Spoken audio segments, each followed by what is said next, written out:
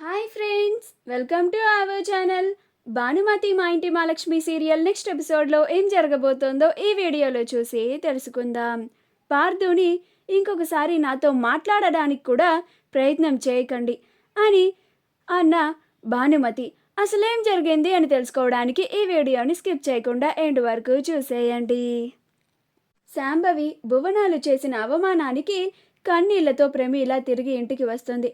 ప్రమీలని చూసి, కుమారి ఏమైందే, అంత కోపంగా ఉన్నావేంటి అని అడుగుతుంది. అప్పుడు ప్రమీల, మీరు చేస్తున్న దానికి నాకు నా బిడ్డలకి అందరూ చాలా మంచి బిరుదులు ఇస్తున్నారు. ఛీ, అసలు మీరు మనుషులేనా అని అంటుంది. అప్పుడు కుమారి, ఇప్పుడు ఏమైందే, ఎందుకు అట్లా అరుస్తున్నావు అని అంటుంది.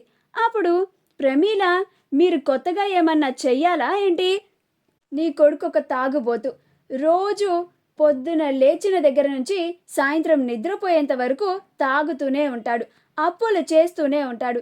నువ్వు మాత్రం నీ కొడుకు కోసం మందులోకి నంచుకోవడానికి దొంగతనాలు చేస్తూ ఉంటావు. ఇంకా ఏది కనిపిస్తే అది దొంగతనం చేస్తూ ఉంటావు.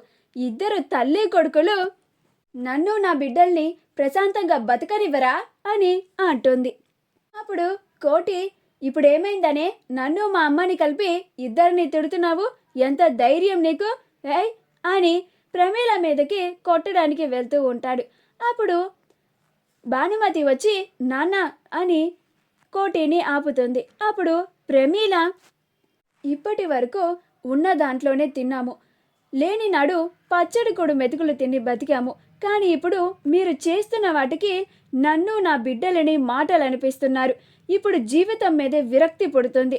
నా బిడ్డని మీకు పూటకి గతి లేదు, కానీ నీ కూతుర్లని బడాబాబుల మీదకి తోలడానికేనా నువ్వు కన్నావు అని అంటున్నారు. ఇదంతా మీరిద్దరి వల్ల కాదా అని అంటుంది. అప్పుడు భానుమతి, ఏం మాట్లాడుతున్నావమ్మా నువ్వు అని అంటుంది.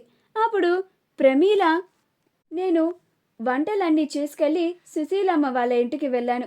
అక్కడ వాళ్ళ చుట్టాలు నిన్ను చాలా తప్పుగా మాట్లాడారమ్మా.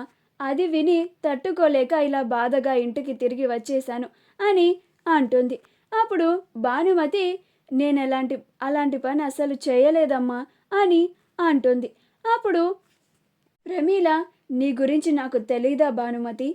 ఈ మాటలు ఇవన్నీ పడడం మన కర్మ అని బాధపడుతూ ఉంటుంది. అలా భానుమతి ప్రమీలని ఓదారుస్తూ ఉంటుంది. అప్పుడు కుమారి కోటీలు ఇద్దరు అది చూస్తూ మనకెందుకులే అని అన్నట్టు ఉంటారు. అప్పుడు భానుమతి ప్రమీలలు ఇద్దరు వాళ్ళిద్దరిని చూసి, ఛీ, అసలు మీరు మనుషులే కాదు, ఏదో తప్పున మానవ పుట్టక పుట్టారు అని అంటూ ఉంటారు. అలా ఆ రోజంతా గడుస్తుంది. పార్థు చీకటి పడిన తర్వాత ప్రమీలకి క్షమాపణ చెప్పడానికి వాళ్ళ ఇంటికి వస్తాడు. అప్పుడు ప్రమీల పార్థుని చూసి, ఏంటి బాబు ఈ టైంలో వచ్చారు అని అంటుంది. అప్పుడు పార్థు, పొద్దున మా అత్తయ్య మిమ్మల్ని చాలా అవమానించింది అని తెలిసింది. మీకు క్షమాపణ చెప్పాలని వచ్చాను అని అంటాడు. అప్పుడు ప్రమీల, మీరు ఇలా మా ఇంటికి వచ్చారని తెలిస్తే ఇప్పుడు ఇంకా మాటలు అంటారు. ఇలా చీకటి పడ్డాక మీరు ఇలా మా ఇంటికి రావడం సరికాదు బాబు, దయచేసి వెళ్ళిపోండి అని అంటుంది. అప్పుడే భానుమతి కూడా వచ్చి, ఇంకా మీరు నాతో మాట్లాడడానికి కూడా ప్రయత్నించకండి, నేనేమైనా తప్పుగా మాట్లాడి ఉంటే నన్ను క్షమించండి అని లోపలికి వెళ్ళిపోతుంది. పార్థు చాలా బాధగా తిరిగి వెళ్ళిపోతూ ఉంటాడు. మా వీడియో కనుక మీకు నచ్చినట్లయితే లైక్ చేయండి, షేర్ చేయండి, మా ఛానల్ని సబ్స్క్రైబ్ చేసుకోండి, పక్కనే ఉన్న బెల్ ఐకాన్ని క్లిక్ చేయడం మాత్రం మర్చిపోకండి.